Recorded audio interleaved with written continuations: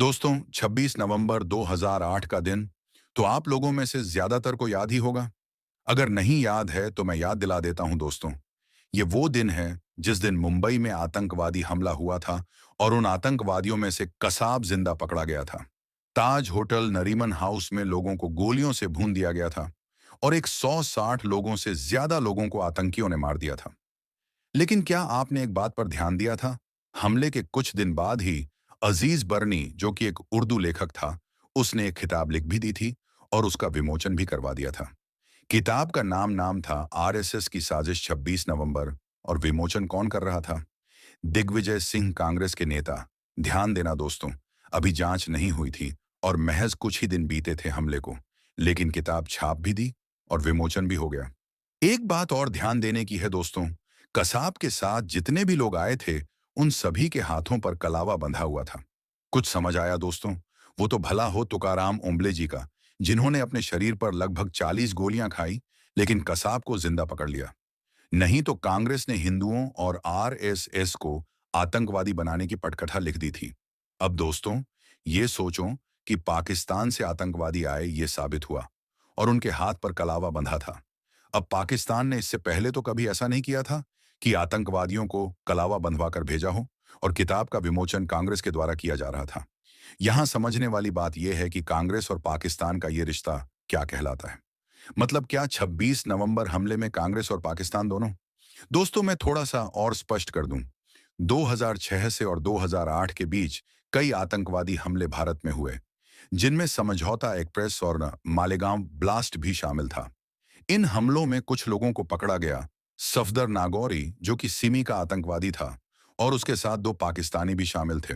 और जब एटीएस ने कर्नाटक मेडिकल लेबोरेटरी में इन तीनों का ब्रेन मैपिंग, लाई डिटेक्टर और नार्को टेस्ट हुआ, तो इन तीनों ने समझौता एक्सप्रेस और मालेगांव ब्लास्ट्स करने की बात को स्वीकार किया था। और ये बात कुछ साल पहले कर्नाटक मेडिकल लेबोरेटरी के तत्कालीन डायरेक्टर बी मोहन ने मीडिया को बताई थी। लेकिन फिर भी मालेगांव ब्लास्ट में साध्वी प्रज्ञा, कर्नल पुरोहित, जिन्होंने की कई आतंकवादी घटनाओं को कश्मीर में विफल किया था, उनको और एक और ईमानदार मेजर उपाध्याय के साथ 11 लोगों को फंसाया गया और एटीएस में शामिल थे। हेमंत करकरे, जो कि दिग्विजय सिंह उर्फ दिग्गी राजा के बहुत करीब थे, पल पल की जानकारी कांग्रेस नेता दिग्विजय सिंह को देते थे।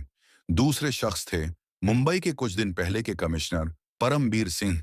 साध्वी प्रज्ञा एक इंटरव्यू में बताती हैं कि उनको आरोप लगाकर जेल ले जाया गया, जहां उनको निर्वस्त्र करके लगातार 23 दिनों तक बिना गिरफ्तारी दिखाए दिन रात पुरुष पुलिस कर्मियों द्वारा पीटा जाता था। बेल्टों से इतना मारते थे कि मार खाते थे, वो बेहोश हो जाती, पानी डालकर होश में लाया जाता और फिर से पीटा जाता था। ये सिलसिला लगातार 23 दिनों तक चला। उनके शरीर ने काम करना बंद कर दिया था। पूरे शरीर पर बेल्टों के निशान थे और व्हील चेयर पर चलने को मजबूर हो गई थी।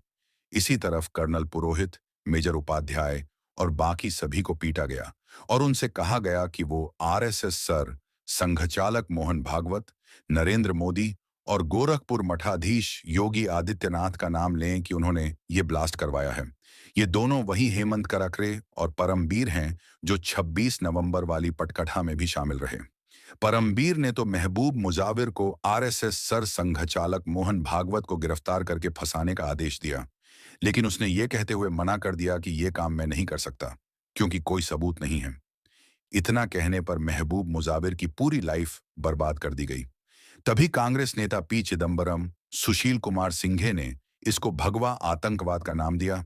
कांग्रेस नेता राहुल गांधी विदेश में जाकर बोले कि हिंदू आतंकवाद दूसरे आतंकवाद से बड़ा खतरा है।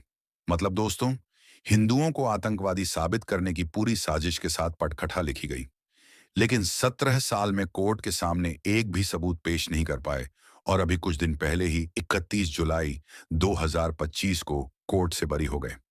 इनको इतनी यातनाएं दी गई, हिंदुओं को आतंकवादी साबित करने की कोशिश हुई, लेकिन कांग्रेस कामयाब नहीं हो पाई।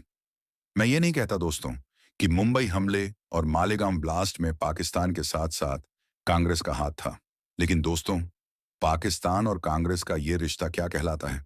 दोस्तों, ये सभी जानकारियां इंटरनेट पर उपलब्ध हैं, आप चेक कर सकते हैं। आपको सच जानकर कैसा लग रहा है दोस्तों? अगर आपको ये सच अच्छा लग रहा है तो वीडियो को शेयर कीजिए और यूट्यूब चैनल उद्घोष को सब्सक्राइब कीजिए। जय हिंद, भारत माता की जय।